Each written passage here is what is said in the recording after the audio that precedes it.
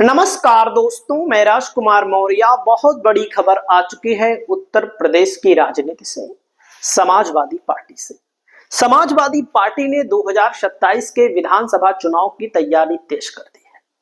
Samajwadi party के राष्ट्रीय अध्यक्ष अखिलेश यादव इस समय सख्त हो गए हैं और अपने पार्टी के कार्यकर्ताओं को निर्देश दिया है कि लखनऊ में अगर दिख गए तो आप मानिएगा कि टिकट नहीं मिलेगा।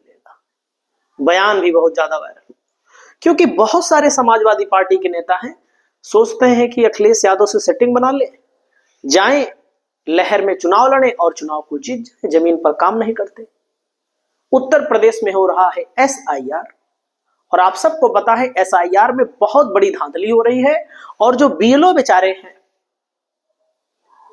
बहुत परेशान है। सच्चाई है, क्योंकि जो फॉर्म मिल रहा है अधिकतर लोग गलत भर रहे हैं, उसको उनको सही करके ऑनलाइन अपलोड करना पड़ रहा है। और जो गांव के बीएलओ हैं, गांव में नेटवर्क कितना रहता है आप सबको पता है। अगर आपने कोई फॉर्म भरा, अगर उसमें कोई भी कमी हो गई थोड़ी सी, तो लोग गलत कर ही रहे हैं, क्योंकि अधिकतर लोग गलत कर रहे हैं। क्योंकि मैं तो एक दो बीएलओ से मिला तो उन्होंने बताया क्या करें बीएलओ।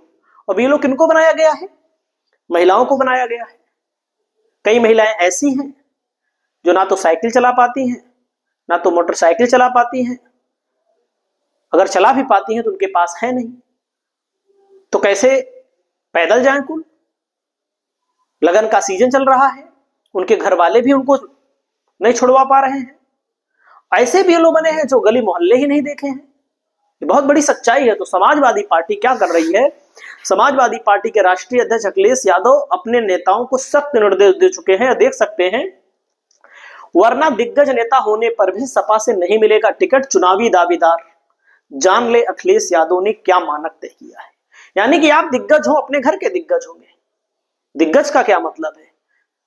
वोट काटे जा रहे हैं, जहां पर सपा ज्यादा जीतती है वहां पर ज्यादा वोट काटा जा रहा है। जो मर गए उनका वोट कट जाए, जो पलायन कर गए उनका वोट कट जाए। एक आदमी का दो स्थान पर वोट नहीं होना चाहिए, फर्जी वोट नहीं होना चाहिए, डुप्लीकेट वोट नहीं होना चाहिए। मैं भी इसका विरोध कर रहा हूं कि डुप्लीकेट वोट नहीं होना चाहिए।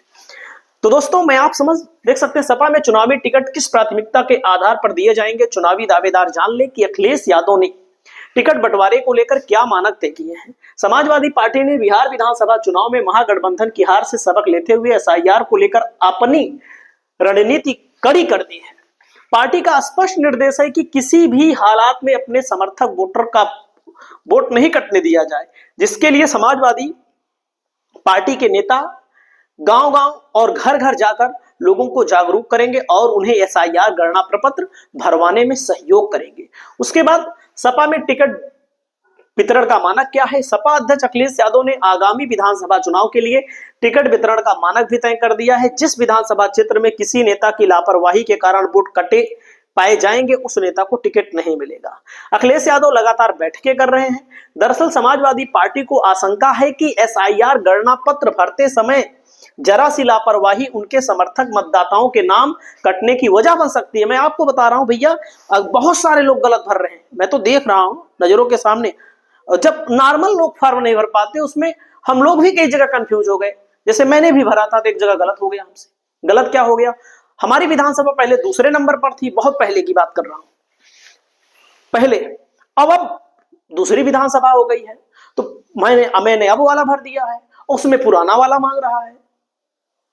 मैं तो 2003 का नहीं हूं ना, हमसे भी थोड़ी सी गलती हो गई, लेकिन हम तो मान लीजिए सही कर लिए, हमारे में दिक्कत नहीं हुई।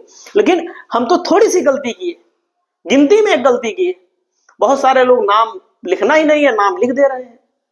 मैंने अपना फॉर्म भरा तो हमारे फॉर्म में हमारा नाम नहीं लिखना है, क्योंकि हमारे नाम से फॉर्म आया हुआ है। तो बहुत सारे लोग अपना नाम डाल दे रहे हैं, पिता के नाम पे अपना नाम, पति के नाम पे। लोग मतलब बौखला चुके हैं पूरी तरह से। तो अखिलेश यादव ने स्पष्ट दिया है कि भाई टिकट नहीं मिलेगा। दावेदारों को रिपोर्ट करनी होगी। प्रदेश के सांसदों को, विधायकों को, टिकट के दावेदारों को स्पष्ट निर्देश दिए गए हैं, अपने अपने क्षेत्र में मौजूद रहें, लोगों को एसआईआर गणना पत्र भरने के लिए जागरूक करें, उनकी पूरी मदद करें। टिकट की इच्छा रखने वाले नेताओं को यह भी आदेश दिया गया है कि विस्तृत रिपोर्ट तैयार करें, जिसमें शामिल हो कितने लोगों को के गणना प्रपत्र में नाम भरवाए गए, कितने वोट कटने से बचाए गए, मृत बीएलओ के आश्रितों को अखिलेश यादव ने 2-2 लाख रुपया देने का वादा भी किया है कि जो लोग मर रहे हैं, क्योंकि इतना ज्यादा दबाव है, इतना ज्यादा दबाव है मेरे भाई। मैं तो बता रहा हूं 1000 फार्म आपको दे दिया जाए, आप बीएलओ हैं थोड़ी देर के लिए मान लीजिए, 1000 फार्म दे दिया जाए और 1000 फार्म में एक गलती भी नहीं होनी चाहिए कि जो भर कर जमा कर दे वही जमा करना है, उसको तुमको ठीक करना है। अगर गलत है तो जो बीएलओ है उसको ठीक करना है, मोबाइल से ऑनलाइन अपलोडिंग करनी है। गलत है तो उस पर सफेदा लगाना है जो व्हाइट किया जाता है। दोस्तों, एसआईआर के नाम पर बीएलओ पर मानसिक दबाव बना हुआ है। वाकई में न्योता हगारी जाए, काम क्या करे।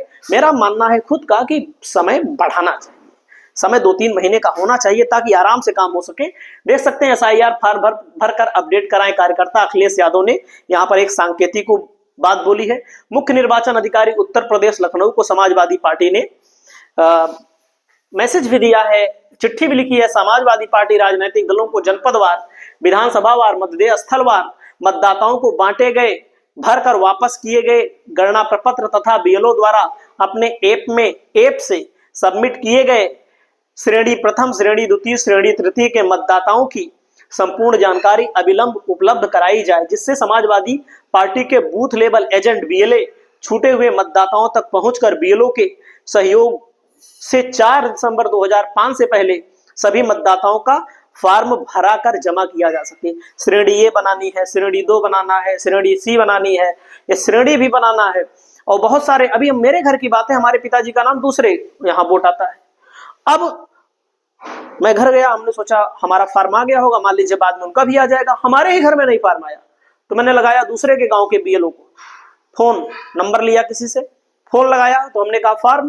तो मैं आपको बता रहा हूं, जिस मोबाइल से वीडियो बना रहा हूं इसी मोबाइल में मैं आपको बता रहा हूं। अभी हम आपको बताना चाहेंगे 20 नाम है हमारे गांव के जो दूसरे गांव में चले गए।